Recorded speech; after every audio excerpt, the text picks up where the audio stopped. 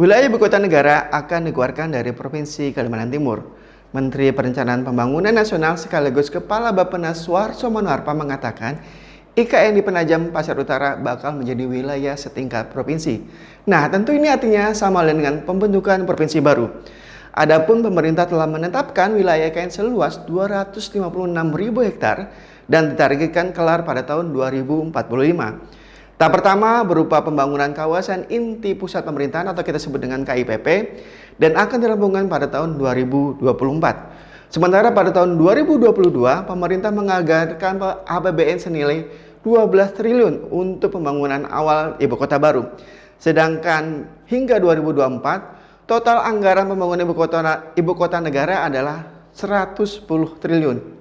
Selain dari APBN, pemerintah akan mengandalkan pembangunan IKN dari modal swasta, aset BUMN, sampai kerjasama dengan badan usaha atau kita sebut KPBU. Lalu bagaimana nasib Kabupaten Penajam Pasir Utara? Kita akan mengulasnya bersama PLT Bupati PPU Insinyur Haji Hamdan dan Ketua DPRD PPU John Kennedy bersama saya Ade Mesanto.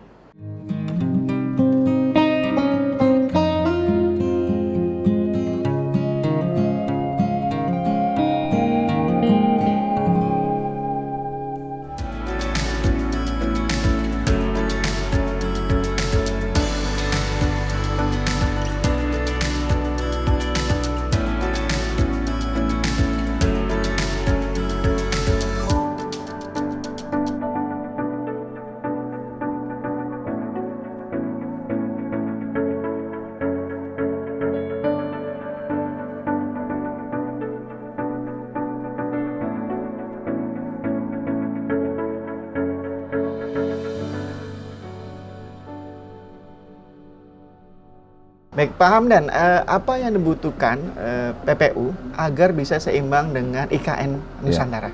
Oke, Mas. Bercermin pada potensi wilayah kita, kami itu memang sesungguhnya bisa menjadi penyangga pangan lah, ya, IKN ini. Namun yang paling mendesak bagi kami sekarang ini adalah bagaimana mempersiapkan infrastruktur, ya, jalan terutama. Dan kebutuhan dasar warga Penajam Pasir Utara, termasuk jalan, air bersih, rumah sakit. Yeah. Kami di Penajam sekarang ini untuk kasus-kasus tertentu dan bahkan lebih banyak kasus itu dirujuk ke Balikpapan. Yeah. Harapan kita ke depan dengan rumah sakit yang berkualitas, harapan kita tidak ada lagi warga Penajam Pasir Utara yang dirujuk ke Balikpapan. Kalau perlu rumah sakit kami itu ke depannya orang Balikpapan yang dirawat di sini, atau dari kabupaten lain bisa dirujuk di Penajam Pasir Utara. Itu air bersih pun juga demikian. Masyarakat kami yang menikmati air bersih sekarang ini baru sekitar 30% dari penduduk Penajam Pasir Utara. Tentu ini perlu investasi yang besar sekali. Jalan-jalan desa, jalan lingkungan kami itu kurang lebih 1.000 kilometer, semua masih dalam kondisi fungsionalnya baru 40%. Betul. Nah, ini yang paling sering dikeluhkan oleh warga masyarakat kami, mau mengeluarkan hasil bumi, jalan rusak. Tentu akan berdampak kepada biaya produksi mahal, sehingga tidak memberikan nilai ekonomi yang baik, yang bisa meningkatkan pendapatan yang tentunya berujung kepada kesejahteraan mereka. Kira-kira begitu. Nah, Pak John Kennedy, kira-kira untuk membantu pemerintahan PPU sendiri, apa yang mesti dipersiapkan dari teman-teman DPRD agar goal ini bisa tercapai? Misalnya gini, tentu dengan berkurangnya wilayah, dana yang dibutuhkan oleh pemerintah, dana yang dikasih ke pemerintah juga berkurang dong. Makanya tadi Pak Hamdan mengusulkan ada DAK, dana alokasi khusus. Apa yang dilakukan oleh DPRD agar goal yang diinginkan oleh pemerintah tercapai? Upaya itu sebenarnya sudah kita lakukan bersama Pak Bupati PLT, artinya kita ke kementerian terkait, ya, baik pun Bappenas kemarin kita sudah jalani dan juga Kemendagri. Tapi ada rencana kita, investasi ya, kita juga sudah rencanai. Alhamdulillah itu direspon baik. Karena apa? Pembangunan ibu kota ini tentu membawa dampak yang baik terhadap Kabupaten Penajam Pasir Utara dengan segala aspek, baik pun pertanian maupun infrastruktur, perikanan. Tentu itu menjadi pokok juga, artinya pemikiran dari pemerintah pusat ini itu akan terjadi. Tentu di dalam hal ini kita tidak tinggal diam, Ya, tentu berupaya bersama pemerintah untuk mendorong itu agar terjadi di Kabupaten Penajam Pasir Utara. Itu harapan kami. Oke, mungkin bisa dijelaskan berapa wilayah berkurang yang setelah jadi IKN Nusantara di PPU? Iya. Ya. Jadi sebelum Penajam Pasir Utara ini menjadi IKN, Ya. itu luas wilayah kita 3 itu ribuan, sekitar 3.333,06 km persegi. Oke. Nah sekarang di Setelah minus diambil, Kecamatan Sepaku. Jadi Oh, tinggal sekitar 2.000-an lebih. Ya. Ya, saya enggak hafal persisnya, tapi Lebih kurang lah. Lebih kurang berkurang 1.000 lebih. kilometer. Ya, Oke. kilometer persegi. 1.100. Iya, kurang lebih itu. Dan itu tentu saja banyak hal yang terputus di situ kan. Iya. Apalagi ini adalah daerah Sepaku yang Iya. mungkin menjadi penyumbang terbesar juga Iya. buat Iya. PPU sendiri. Betul. Nah, kalau tadi minatnya adalah pangan, nah, Iya. tadi minatnya ada Bapak bilang PPU akan menjadi daerah pangan yang mungkin menjadi menyumbang untuk IKN Nusantara. Mungkin persiapan di masyarakat sendiri seperti apa, Pak? Iya. Karena kan nggak mungkin di elitnya aja, Iya. di bawah juga pasti disiapkan. Ya, sebenarnya masyarakat kami ini masyarakat agraris. Ya. Kita selama ini kan memang hidup, sebagian besar warga kita hidup dari bertani, Bertanam. berkebun, nelayan, ya. Nah, itu potensinya ada. Dulu Penajam Pasir Utara ini dicanangkan sebagai lumbung Pangan. Padi. padi Kalimantan Timur. Karena memang kita punya potensi persawahan itu kurang lebih 10.000 hektar. Ya. Nah, perkebunan kita kebun inti dan yang mandiri masyarakat itu kurang lebih 25.000 hektar yang masyarakat secara mandiri. Ya. Yang HGU ya cukup sekitar 50.000 yang dikelola oleh beberapa perusahaan. Tetapi kita juga sebenarnya berharap bisa menjadi daerah industri. Kami sudah mencanangkan akan kita persiapkan lokasi 5.000 hektar untuk kawasan industri yang namanya kawasan industri Beluk Minung. Ya. Ya, kita berharap di situ ya kalau bisa semua jenis industri bisa ada di situ, terutama industri untuk mensupport apa yang menjadi kebutuhan IKN nantinya. Ya. Ya. Nah, adakah pihak asing sudah berminat ke PPU? Ya, banyak sih yang minat. Ya, Ya. Cuma ya baru sebatas perkenalan. Perkenalan. Ya. Kalau investor mungkin dalam negeri sudah ada juga berminat untuk bergabung dengan PPU. Sudah banyak yang datang, bahkan dari beberapa kedutaan negara sudah pernah ketemu dengan kita.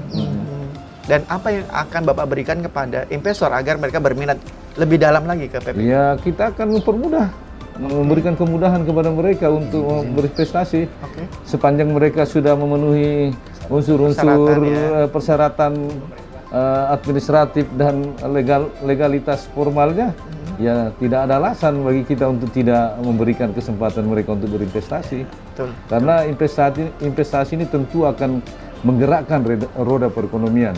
Investasi kan tentu ada duit yang masuk. Betul. Ya kan? Betul. Nah, menyerap tenaga kerja yang banyak. Betul. Nah, ini yang makanya saya bilang tidak ada alasan bagi kita untuk tidak memberikan tempat atau peluang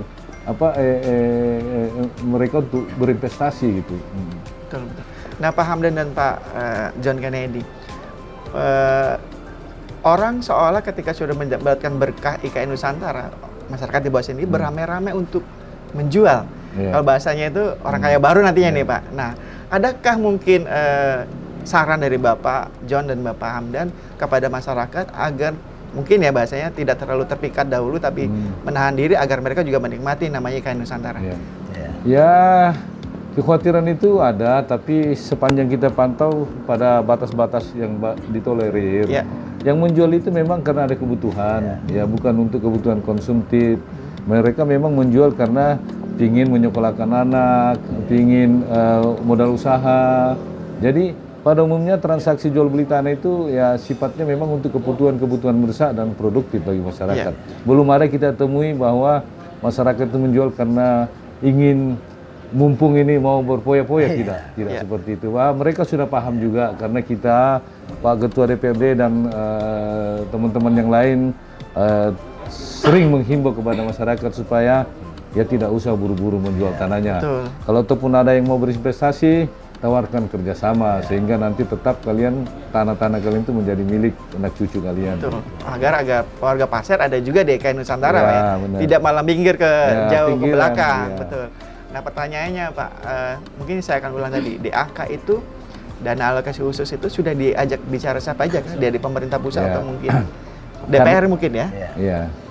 Ya, saya sebenarnya bersama-sama Pak Hamdan ini memang sudah punya tujuan yang sama. Artinya dana-dana seperti ini harus kita kejar gitu loh. Artinya kita buatkan perencanaan ya yang matang. Artinya ini akan kita bawa.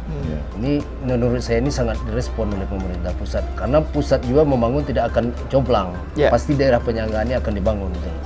Artinya tinggal dari kita bagaimana kita mengejarnya, membawa perencanaan ini ke pemerintah pusat.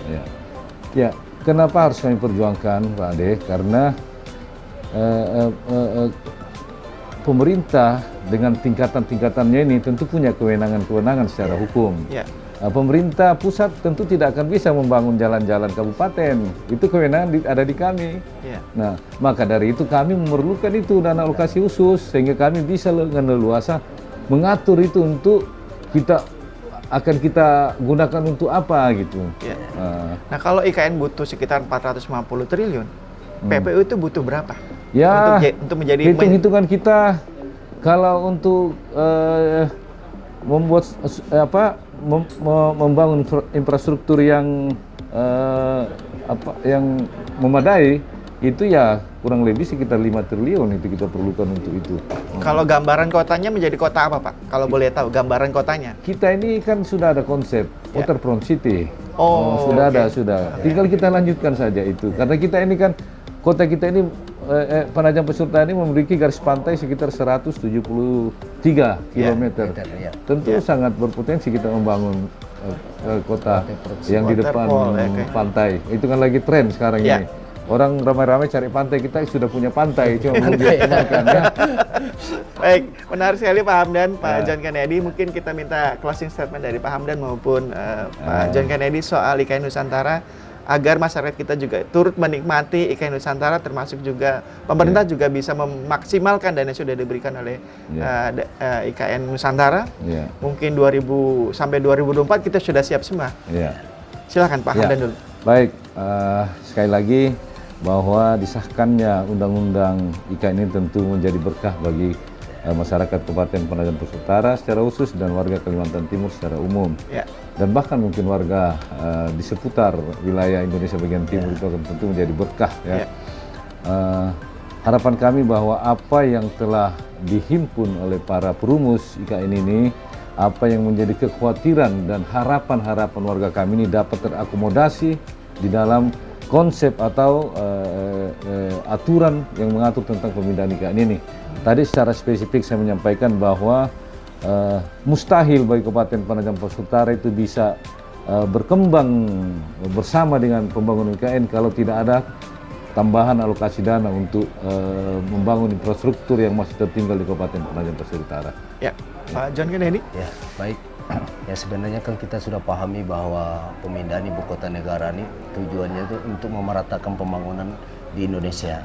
Ya tentu di dalam hal ini harapan-harapan itu sudah tertuang di dalam undang-undang IKN yang menjadi harapan masyarakat kita ini. Jangan sampai nanti terjadi ada ketumpangan itu loh. Makanya peran kita di pemerintahan daerah Kabupaten Penajam Pasir Utara ini ya tentu di dalam hal ini sebelum itu ditetapkan Kepres ya, PP dan Kepres dan permennya ini tentu kita giat untuk memasukkan aspirasi ini kepada pemerintah pusat agar tertuang di dalam permen dan PP nanti Itu dia Tribuners dengan PLT Bupati PPU Pak Hamdan dan kemudian juga Ketua DPRD PPU Pak John Kennedy. Sampai bertemu lagi dengan saya Dewi Santo, Wakil Pemimpin Umum Tribun Kaltim di lain kesempatan. Assalamualaikum warahmatullahi wabarakatuh.